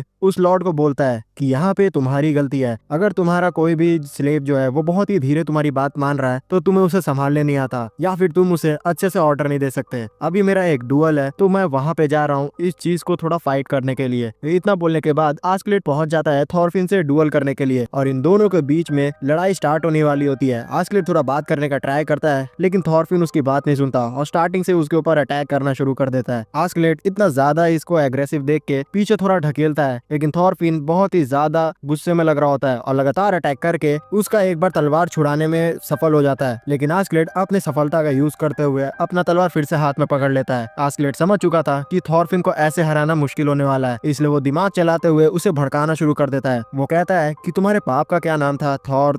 तो थॉरफिन बोलता है थॉर्स। तो बोला हाँ तुम्हारे बाप का नाम थॉर्स था ना? आस्कलेड बोलता है कि सच कहूं कि मुझे याद नहीं कि तुम्हारे फादर को मैंने कैसे मारा था, वैसे भी वो कमजोर रहे होंगे इसलिए मैंने उन्हें मार दिया होगा। जिसपे थॉरफिन गुस्सा होते हुए बोलता है कि तुम उन्हें कभी भी हरा नहीं पाते, तुमने धोखा किया था इसलिए तुम उसे हरा पाए थे। जिस पर आस्कलेड बताता है कि अच्छा हाँ याद आया, वो वही बेवकूफ है ना जिसने एक बच्चे के लिए अपने जो हथियार थे उसे डाल दिए थे। इतना ज्यादा बेइज्जती सुन के अपने फादर की थॉरफिन अपना सबर छोड़ देता है और गुस्से से सीधा आस्कलेड की तरफ बढ़ने लग जाता है। और आस्कलेड यही चाहता था, इसलिए उसके गुस्से का यूज करते हुए सीधा उसको जमीन पे पटक देता है और उसकी हाथ तोड़ देता है। इसी के साथ इन दोनों का डुअल यहाँ खत्म होता है। फिर रात के समय ये सारे जितने भी आस्कलेड के साथी थे वो आराम से एंजॉय कर रहे होते हैं। उतने में ही वो इंसान जो कि स्टार्टिंग में थॉरफिन से टकराया था आस्कलेड की तरफ जाता है और उसे बोलता है कि आपका जो डुअल था वो बहुत ही मजेदार था, वैसे आप उस बच्चे को अपने साथ रख रहे हैं, कहीं ये सीरियस तो नहीं हो सकता? क्या पता वो रात में आपको मार दे। जिस पर आस्कलेड बोलता है कि नहीं, वो ऐसा बिल्कुल भी नहीं करेगा, वो एक वॉरियर की संतान है और वॉरियर अपने अभिमान से जिंदा रहते हैं। इतने में ही वही लड़की जो कि एक लॉर्ड की बेटी थी जिसे स्लेव बना दिया गया था उससे फिर से कुछ गलती हो जाती है। इस चीज को देख के जो उसका मालिक था यानी कि इस जगह का लॉर्ड वो उस पर लगातार कोड़े बरसाने लग जाता है। दूर खरा जो आस्कलेड आस्कलेट के बगल में इंसान था वो आस्कलेट को बोलता है कि ऐसे गुलाम की तरह जिंदा रहना, इससे अच्छा मैं अपने आप को मार ही लूं। तब आस्कलेट हंसते हुए बोलता है मन में कि जो वो लॉर्ड है वो भी एक तरह का गुलाम है, यानी पैसों का, और वो दिखावा कर रहा है किसी एक इंसान के लॉर्ड होने का। यहाँ हर दुनिया में कोई ना कोई किसी चीज का गुलाम होता है और सारे लोग एक दूसरे से दिखावा करते हैं। दूसरी तरफ जो थॉरफिन था वो नींद में अपने फादर को देख रहा होता है, जहाँ पे उसके फादर बोल रहे होते हैं कि तुम मेरे ही बेटे हो, मैं अगर तुमसे रिक्वेस्ट करूं कि फिर से तुम अपना बदला लेना छोड़ दो तो तुम मेरी बात मानोगे तो नहीं, लेकिन मैंने तुम्हें सिखाया था कि इस दुनिया में कोई भी तुम्हारा दुश्मन नहीं होता, तुम्हें अपना गुस्सा को थोड़ा कंट्रोल करने की जरूरत है। लेकिन थॉरफिन इन सारी चीजों को सुन के अपने डैगर को निकाल लेता है और सामने अटैक कर देता है, और सामने वही लड़की होती है। स्लेव लड़की का नाम असल में हॉर्डीलैंड होता है, और हॉर्डीलैंड बोलती है डरते हुए कि मेरे लॉर्ड ने कहा था कि तुम्हें खाना दे दूं। तो चुपचाप जो थॉरफिन था वो उस खाने को खाना शुरू कर देता है। तब हॉर्डीलैंड उससे बोलती है कि क्या तुम भी एक गुलाम हो, क्योंकि तुम बाकी पार्टी मेंबर से बाहर होकर खाना खा रहे हो। जिसपे थॉरफिन बोलता है कि नहीं, मैं एक वॉरियर हूँ और मैं जहाँ चाहे वहाँ खा सकता हूँ। जिसपे हॉर्डीलैंड बताती है कि नहीं, मुझे तुम्हारे अंदर मेरी जैसी चीजें लग रही है, तुम भी पूरी तरीके से खुले हुए नहीं हो। जिसपे थॉरफिन बोलता है अगर मैं तुम्हारी तरह होता या फिर तुम्हारे सिचुएशन पे भी होता तो अपने मालिक को अभी मार के यहाँ से जा चुका होता। तो हॉर्डीलैंड बताती है कि मैं क्या करूँ, मैंने आज तक किसी को भी नहीं मारा है और मैं मार के उसे कर भी क्या लूंगी, मैं जितनी भी दूर भाग जाऊँ आखिरकार मुझे क्या मिलेगा। मान लो मैं दुनिया के आखिरी अंत तक भी चले जाऊँ तो भी वहाँ पे क्या होगा, फिर से वही जंग और लोगों को एक दूसरे को मारना। मैं इन सारी चीजों से तंग आ चुकी हूँ। तो इन सारी बातों को सुन के थॉरफिन वही बताता है जो कि उसके फादर ने उसे कहा था। दूर पश्चिम जगह पे एक ऐसी जगह है जहाँ पे हर तरह के खाने उपलब्ध है, वहाँ उपजाऊ जमीन है और हर समय सूरज की रोशनी आते रहती है। उस जगह पे कोई भी जंग नहीं होता और लोग उसे विनलैंड कहते हैं। स्टोरी को सुन के वो हॉर्डीलैंड कहती है कि क्या ये जगह सच्ची में है। फिर सीन शिफ्ट होता है और कुछ समय बाद जो डेनमार्क के राजा थे जिनके पीछे फ्लोकी भी खड़ा था और उन सभी को बता रहे थे कि अब हमें जंग का ऐलान कर देना चाहिए क्योंकि अब ठंड खत्म हो चुकी है, तो इंग्लैंड के ऊपर फिर से हम लोग अटैक करेंगे और इस बार मेरा बेटा जो कॉन्यूट है उसको भी मैं अपने साथ लेके जाऊंगा। लेकिन उसके पीछे जो कॉन्यूट का सेवक था जो कि बचपन से उसे पाला है वो थोड़ा उसकी चिंता करने लगता है और राजा को बोलता है कि उन्हें बिल्कुल भी अनुभव नहीं है लड़ाई का। लेकिन राजा बोलता है कि वो एक वॉरियर के बेटा है और अगर हम वाइकिंग्स लड़ाई ना करें तो लोग हमारी रिस्पेक्ट नहीं करेंगे, इसलिए उसे मेरे साथ चलना ही होगा। उसके बाद जो किंग था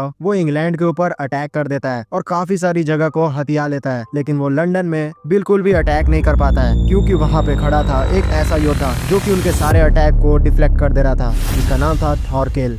इस चीज को जानने के बाद जो आस्कलेट था डेनमार्क की सेना की तरफ से थॉरकिल को मारने का प्लान बनाता है और उसके दिमाग में थॉरफिन आता है और वो डायरेक्टली थॉरफिन को बोलता है कि क्या तुम मेरे लिए थॉरकिल का सर ला के दे सकते हो। जिसको सुन के थॉरफिन डायरेक्टली बोल देता है कि नहीं, मैं ऐसा बिल्कुल भी नहीं करूंगा, मैं कोई तुम्हारा नौकर नहीं हूँ, लेकिन अगर तुम मुझे वादा करते हो कि मेरे साथ डुअल करोगे तो मैं ऐसा जरूर करूंगा। तो आस्कलेट बोलता है कि हाँ हाँ कर लेंगे, तुम बस ये मेरा काम कर दो। तो थॉरफिन लास्ट में बोलते जाता है कि इस बार देख लेना, यहाँ पे मैं कोई मजाक नहीं कर रहा हूँ, मैं अपने फादर का बदला तुमसे लेके रहूंगा और डुअल में अपने डैगर को तुम्हारे दिल के आर पार कर दूंगा। फिर अगले सीन में हम सारे जितने भी फ्लोकी के सेना थे उन सभी को इंग्लैंड के लंदन शहर की तरफ बढ़ते हुए देखते हैं। उन्हें रास्ते में जो सोल्जर्स थे इंग्लैंड के वो रोक लेते हैं। तो फ्लोकी बोलता है कि हम पे अटैक मत करो, हम लोग तो बस यहाँ पे एज एन मैसेंजर आए हैं, हम तुम्हारे थॉरकिल से बात करना चाहते हैं। लेकिन फिर भी वो सोल्जर्स बात नहीं सुनते हैं। तो उसी समय पे जो थॉरकिल था वो उन सभी को रोक लेता है और बोलता है कि हे फ्लोकी मेरे साथी, तुम्हें बहुत दिन बाद देखा। जिसपे फ्लोकी बोलता है कि थॉरकिल, यहाँ मैं बताना चाहता हूँ हमारे राजा की तरफ से कि तुम्हारे जो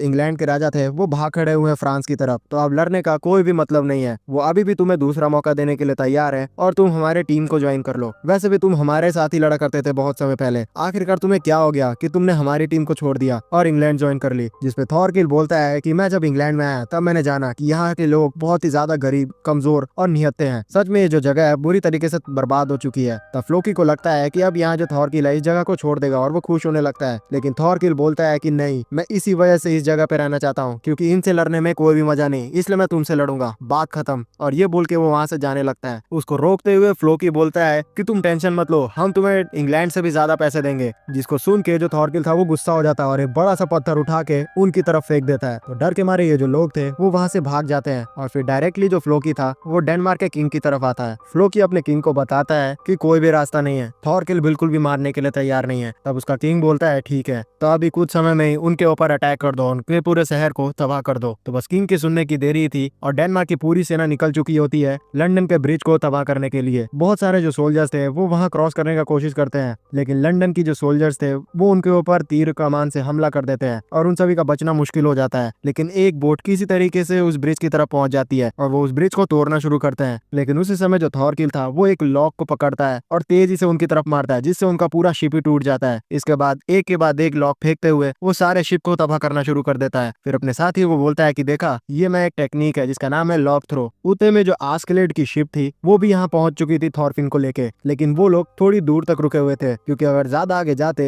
तो थॉरफिन उन सभी को भी निपटा देता। थोड़ा सा अपने आप को उनके पास करते हुए वो थॉरफिन को थॉरकिल की तरफ बढ़ने का हेल्प कर देते हैं, जिसका यूज करते हुए थॉरफिन डायरेक्टली थॉरकिल की तरफ पहुंच जाता। और ये एनिमेशन सच में बहुत ही ज्यादा औसम था। तेजी से जो थॉरफिन था वो उनके सामने पहुंचते हुए थॉरकिल को मारने का ट्राई करता है, जिसपे थॉरकिल बहुत ही ज्यादा एक्साइटेड हो जाता है और बोलता है अपने साथियों को कि तुम सब दूर हट जाओ, मैं इससे अकेले लड़ूंगा। इन दोनों के बीच में थोड़ी फाइट स्टार्ट हो जाती है और थॉरफिन समझ चुका था कि एक भी अटैक अगर थॉरकिल का उसे लगा तो वहीं पे खत्म हो जाएगा, लेकिन फिर भी वो कितना भी ट्राई कर ले वो थॉरकिल को बिल्कुल भी नहीं मार पाता और बदले में थॉरकिल उसे बहुत ही बुरी तरीके से पीटता है। अपने आप को इतना हारते हुए देख के जितनी भी डेनमार्क की सेना थी उन सभी को पीछे से वापस आने का ऑर्डर मिल जाता है और वो लोग बैक ऑफ हो जाते हैं और बदले में यहाँ थॉरफिन उनकी तरफ से मार खा रहा होता है। लेकिन थॉरफिन भी इतने मुश्किल से हारने वाला नहीं था। वो अपने ट्रिक का यूज करते हुए 2 उंगली थॉरकिल का काटने में सफल हो जाता है, जिसे देख के थॉरकिल इंप्रेस होता है और उसे बोलता है कि वॉरियर तुम सच में बहुत ही अच्छे हो, तुम्हारा नाम बताओ। जिसपे थॉरफिन बताता है मेरा नाम है थॉरफिन, सन ऑफ थॉर्स। तो थॉर्स का जैसे ही नाम सुनता है थॉरकिल तो बोलता है थॉर्स क्या तुम? लेकिन उतने ही देर में जो थॉरफिन था वो वहां से पानी में कूद के यहाँ से भाग जाता है। दूसरी तरफ डेनमार्क का जो राजा था वो अपने इतने ज्यादा सोल्जर्स को जख्मी देख के गुस्सा हो रहा होता है और फ्लोकी को बोलता है कि एक शहर को कब्जा करने के लिए हम लोग कितनी कैजुअलिटीज देखेंगे। जिसे फ्लोकी बताता है कि हमें थोड़ा और टाइम लगेगा, हम लोग पूरे शहर को घेर के रख लेते हैं, जब उनका राशन खत्म होगा तब उन पे अटैक करेंगे। लेकिन आधा साल जितना टाइम उस डेनमार्क के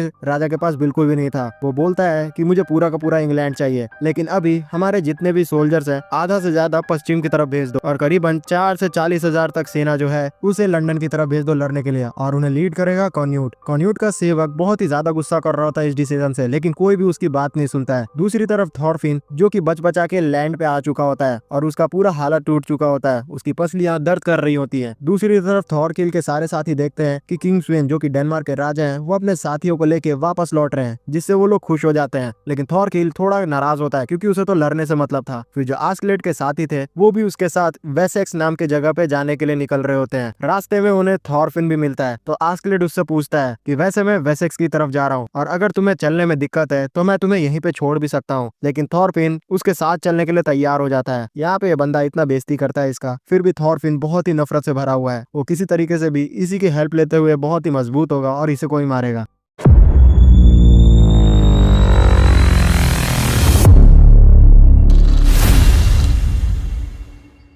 हम प्रिंस की सेना को देखते हैं जो थॉरकिल के आगे आके खड़ी होती है। थॉरकिल एक टावर के ऊपर खड़ा होकर उन पर पत्थर फेंक रहा होता है और उनसे बोलता है तुम जैसे बुज़दिलों के लिए यहाँ कोई जगह नहीं है, तुम जहाँ से आए हो वहीं वापस चले जाओ। और उनके ऊपर पत्थर फेंकने लगता है। तब हम देखते हैं कुछ लोग रैग्नारोक के पास जाकर बोल रहे होते हैं रैग्नारोक ये हमारी बेइज्जती कर रहा है, क्या हमें इनके ऊपर हमला नहीं करना चाहिए? रैग्नारोक बोलते हैं अब हम इन पे हमला नहीं कर सकते जब तक प्रिंस हमें बताते नहीं है। हमें थॉरकिल को दिखाया जाता है और थॉरकिल के पास एक आदमी आके बोलता है कि ये जो सेना आई है ये डेनमार्क से आई है और प्रिंस भी इनके साथ ही है। फिर तो बहुत अच्छी बात है, अब हमें लड़ने के लिए मिले। और फिर यहाँ पे थॉर्स की पीठ पर बैठ के जो कि उसके पिता ही थे उनसे बात कर रहा होता है और थॉरकिन बोलता है हमारे यहाँ अब कोई भी गुलाम नहीं रहे क्योंकि यहाँ पे सब आजाद है, हर कोई अपनी मर्जी से जी सकता है। वो ऐसे ही चलते रहते हैं और आगे उन्हें समुद्र के किनारे पर एक बस्ती जलती हुई दिखती है। वहाँ पे लोगों को गुलाम बनाकर लेके जा रहे होते हैं और फिन के पिता कहते हैं तुम्हें अपनी फैमिली का ध्यान रखना है, तुम्हें अपनी माँ और बहन का भी ध्यान रखना है।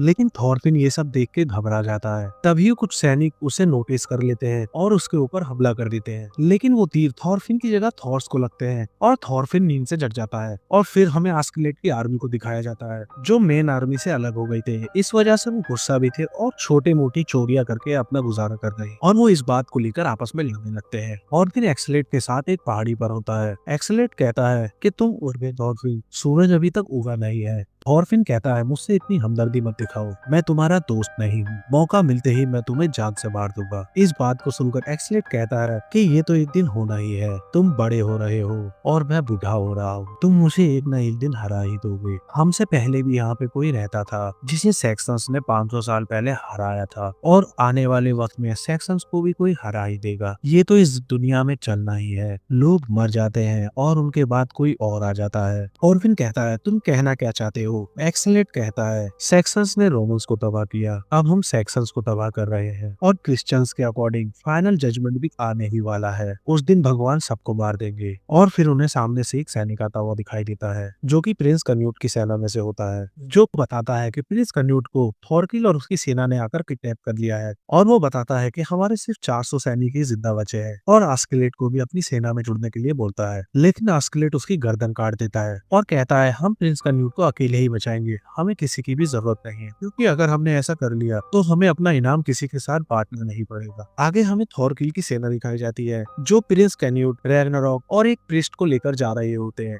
थॉरकिल को एकदम से कुछ महसूस होता है। वो अपने घोड़े से नीचे उतरता है और एक भाला आगे की तरफ फेंक देता है। वो भाला एक सैनिक को लगता है जो पास ही छुपकर बैठा था और तभी वहाँ पर एक आदमी आकर बोलता है हम रेगनर के सैनिक हैं, हम पूरे 2000 हैं। प्रिंस कैन्यूट और रैग्नर को छोड़ दो वरना हम तुम सबको मार देंगे। थॉरकिल प्रिंस और रैग्नर को छोड़ देता है। ये देख के वो सैनिक डर जाते हैं। तुम मुझसे लड़ने से हिचकिचाना मत और खुलकर लड़ना। और वो सैनिक थॉरकिल की तरफ भागने लगते हैं, लेकिन थॉरकिल की सेना और वो अकेले ही उन सबको मार देते हैं। थॉरकिल बोलता है सिर्फ 2000, ये तो मुझे 400 जैसे लग रहे थे।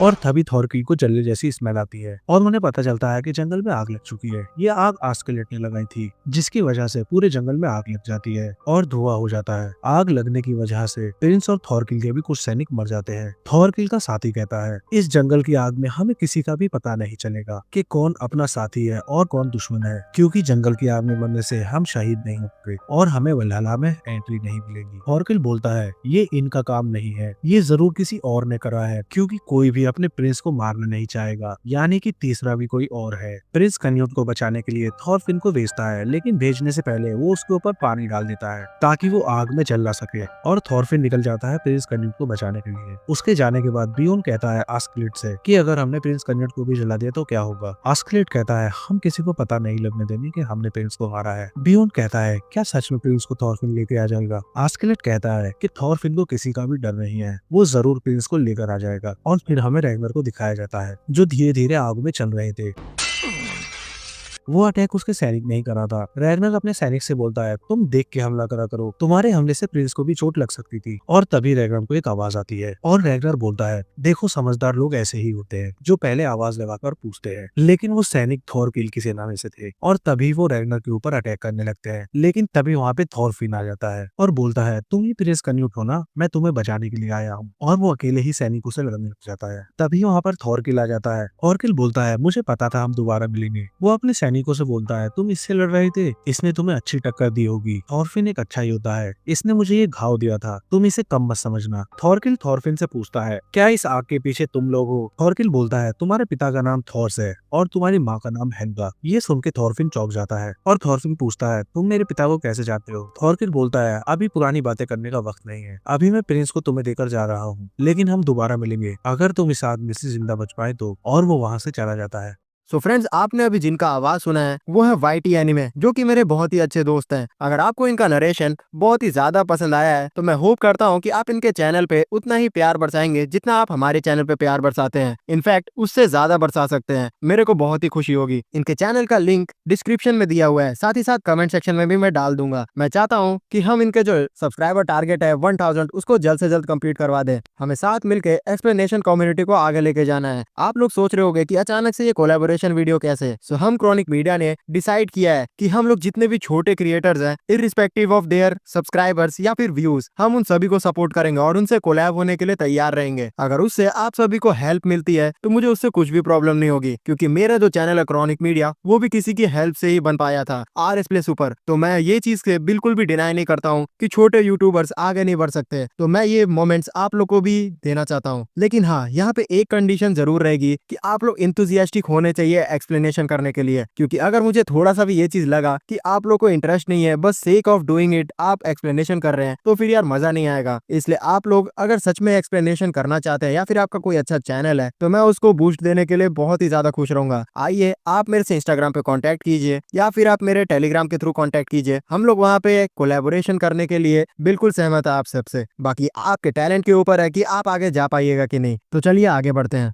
सीन शिफ्ट होता है, हम लोग आस्कलेट को देखते हैं जो कि एक बूढ़े व्यक्ति को एक लेटर देते हुए बोलता है कि तुम दूर समुद्र किनारे इस लेटर को पहुंचा देना उस गांव में। तो आदमी पूछता है कि तुम्हें किसे इस लेटर को देना है। आस्कलेट बोलता है कि किसी भी एल्डर को दे देना और उन्हें बताना कि आस्कलेट लीडिया का बेटा ने उसे भेजा है। अगले सीन में आस्कलेट की सेना में एक ऐसा भी आदमी था जो कि कान लगा के सुन सकता है कि दूर खड़ा लोग क्या कर रहे हैं। तो वो जमीन में कान लगा के पता करता है कि आखिरकार थॉरकिल की सेना कहाँ पे पहुंच गई है और वो बताता है कि थॉरकिल की सेना आधे दिन में यहाँ तक पहुंच जाएगी। तो आस्कलेट बोलता है कि वो तो सच में बहुत ही ज्यादा जल्दी आ रहे हैं, हमें कुछ ना कुछ तो करना होगा। उतने में वो आदमी एक और चीज बताता है कि दूर खड़े कुछ लोग हमें देख रहे हैं। ये सुनते ही वो दोनों लोग भी वहां से भाग खड़े होते हैं। तो आस्कलेट समझ जाता है कि ये थॉरकिल के ही आदमी थे और वो बोलता है कि उन्होंने हमें ढूंढ लिया, अब हमें कुछ ना कुछ तो करना ही होगा। लेकिन कोई बात नहीं, मैंने मदद की मांग की है, उनके आने तक हमें यहीं पे वेट करना होगा। फिर इसके बाद आस्कलेट के सारे साथी काफी दिनों तक चलते रहते हैं। वो सोते भी बहुत ही कम है, इसकी वजह से उनका शरीर बुरी तरीके से एग्जॉस्टेड हो जाता है। चलते चलते लास्ट में जो साथी थे आस्कलेट के वो उससे पूछने लगते हैं कि हम लोग कब तक कैसे चलेंगे, हमारे पीछे ही हमारे दुश्मन हमारा पीछा कर रहे हैं। तो आस्कलेट बोलता है कि बस हम लोग पहुंच गए, मदद हमारे सामने ही खड़ी है। और फिर सामने हमें दो लोग खड़े दिखाए जाते हैं। उन दोनों के ही पास आस्कलेट जाके झुक जाता है और बोलता है कि कमांडर, आपसे मैं बहुत दिनों बाद मिला। जिसपे कमांडर बोलता है कि आस्कलेट, तुमसे भी मैं सच में बहुत ही खुश हूँ, बहुत दिनों बाद मिलके। और इतना कह के वो इशारा करने लग जाता है अपने साथियों को और पीछे उनके बहुत सारे बड़े बड़े शिप में इंसान दिखाए जाते हैं। अगले सीन में थॉरकिल के साथी उसी जगह पे पहुंच चुके होते हैं जहाँ पे आस्कलेट की सेना का कुछ दिन पहले खड़ी थी। वहाँ पहुंच के वो अपने साथियों से पूछता है कि आखिर बताओ कि वो जो शिप थी आस्कलेट के साथियों वाली वो किसकी थी। तो वो लोग बताते हैं कि वो डेनमार्क की सेना की तो नहीं लग रही थी क्योंकि उस पर ड्रैगन नहीं बना हुआ था, बस बड़ी बड़ी आंखें बनी हुई थी।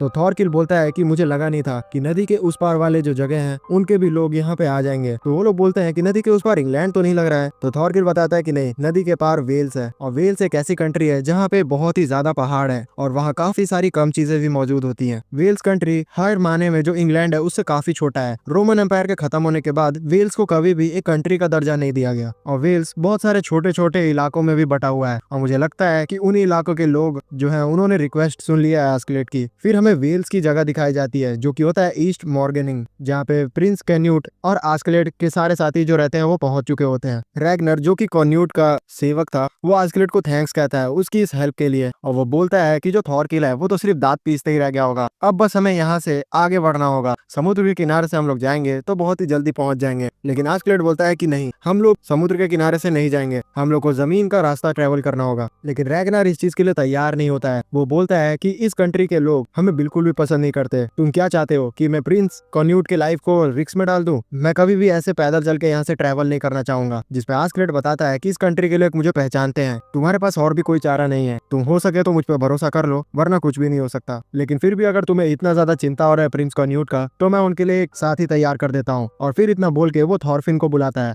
थॉरफिन को इंट्रोड्यूस करते हुए बताता है कि ये लड़का उसी की उम्र का है लेकिन सच में ये बहुत ही ज्यादा ताकतवर है, इसके देखभाल में बिल्कुल भी मत जाना। फिर आस्कलेट थॉरफिन को हाय कहने के लिए कहता है कैन्यूट को, लेकिन थॉरफिन उसे अजीब सा मुंह बना के देखता है जिससे कैन्यूट बहुत ही ज्यादा डर के रैगनर के पीछे छुप जाता है। इस पे रैगनर बोलता है कि ये बच्चा कितना ज्यादा अजीब है, लेकिन आस्कलेट बोलता है कि तुम टेंशन मत लो, ये सच में ताकतवर है। और थॉरफिन बोलता है कि अगर मैं तुम्हारा काम कर दूं तो तुम मेरा वादा पूरा करोगे? जिस पर आस्कलेट बोलता है ठीक है, तुम ये काम कंप्लीट कर दोगे तो मैं तुमसे लड़ूंगा। फिर इसके बाद आस्कलेट इस जगह के जो कमांडर थे उनसे भी इंट्रोड्यूस करवाता है इन सभी को। इस जगह का जो सरदार था वो कैन्यूट को बोलता है कि देखो, हम यहाँ पे तुम्हारी जो हेल्प कर रहे हैं वो बस शांति समझौता के लिए कर रहे हैं। तुम मुझसे वादा करो कि जब तुम डेनमार्क के राजा बन जाओगे या फिर इंग्लैंड के भी राजा बन जाओगे तो तुम शांति समझौता करोगे वेल्स के साथ और कभी भी यहाँ पे अटैक नहीं करोगे। लेकिन कैन्यूट इस चीज को सुन के रैगनर के कान में कुछ बोलता है और रैगनर फिर उसका बात को कन्वे करने की कोशिश करता है, जिसपे ये जो सरदार था थोड़ा गुस्सा हो जाता है और बोलता है कि मैंने यहाँ कैन्यूट से बात की थी, चलो छोड़ो, मैं बाद में फिर से पूछूंगा इनसे। फिर इन सभी का जो सफर था वेल्स के रास्तों से ट्रैवल होना शुरू हो जाता है और पहले ही जो दूसरे कबीला था जहाँ ये लोग पहुंचते हैं तो वहाँ के कुछ लोग इनके ऊपर आक्रमण कर देते हैं। फिर लगातार बहुत सारे सीन्स दिखाए जाते हैं जिसमें एक सीन में हमें थॉरकिल दिखाया जाता है, एक सीन में किंग स्वेन जो कि डेनमार्क के किंग है उन्हें दिखाया जाता है और एक सीन में लीफ जो कि काफी बूढ़े हो चुके हैं उन्हें दिखाया जाता है। लीफ को एक स्लेव दिखता है जिसे कुछ लोग पकड़ के ले जा रहे होते हैं और वो बहुत ही ज्यादा थॉरफिन से मिल रहा होता है और इस चीज को देख के वो काफी ज्यादा दुखी हो जाता है। फिर सीन दोबारा से आस्कलेट पे जाता है जहाँ उनके ऊपर अटैक हो चुका था और सारे तीर आस्कलेट के घोड़े पे लग चुके होते हैं। सरप्राइजिंगली उनका एक भी तीर किसी भी इंसान को नहीं लगता है। शायद से हो सकता है कि ये इनके एक वार्निंग देने का तरीका हो। सारे लोग उन सभी की तरफ सतर्कता से खड़े हो जाते हैं और यहीं पे फर्स्ट पार्ट कंप्लीट हो जाता है इस एनिमे सीरीज का। अगर आपको इसका बहुत ही ज्यादा मजा आ रहा है स्टोरी सुनने में तो इस पे बहुत ही तगड़ा रिस्पॉन्स दिखाइए। इसके आगे के एपिसोड और भी ज्यादा शानदार होने वाले हैं। आखिरकार यहाँ पे जो आस्कलेट के साथी हैं उनसे ये कबीले वाले क्या चाहते हैं ये भी जानने वाली बात होगी। और क्या थॉरफिन अपने बाप का बदला ले पाएगा? इस पार्ट में तो ये चीज हमें पता नहीं चल पाई, लेकिन आगे के पार्ट में हमें ये चीज पता चल जाएगी। तो जानने के लिए सब्सक्राइब कीजिए क्रॉनिक मीडिया को और बेल आइकन जरूर दबाइएगा और इस पे लगातार एकदम लाइक की बरसात कर दीजिए कि मजा ही आ जाए। तब तक के लिए बाय।